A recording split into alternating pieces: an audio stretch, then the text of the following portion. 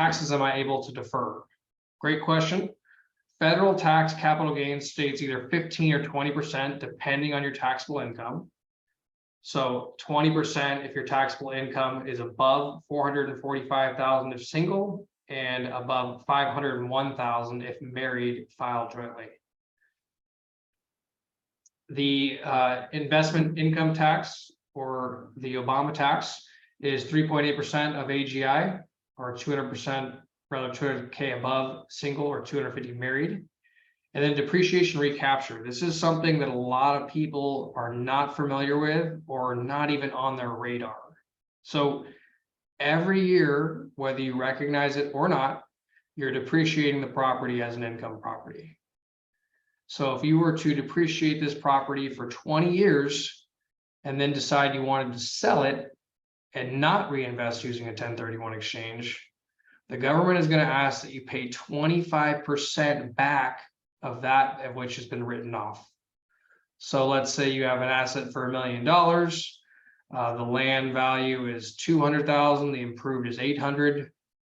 Let's say you've been writing that property off for $20,000 a year. Well, let's say it's been 10 years and you've written off $200,000. Well, in that instance, you'd be required to pay 25% and or $50,000 back to the government for not taking the full benefit of depreciation, or using that benefit but then selling the asset. Understand when we add these up, depreciation recapture at 25%, let's say 15% capital gain tax rate, and then you're looking at the state of California, which we'll go into next. You could be looking at taxes in excess of 40%, and that's pretty common, which is why a lot of people are looking at a 1031 exchange option to get out of that position, or maybe just take a portion of the proceeds, but still defer the majority of the taxes. So looking at the slide here, this is a copy of what you would expect to receive in escrow from the escrow company, right? So you'd be filling out this withholding form for the state of California. As you can see, the rates range anywhere from 8.84% to 15.8%.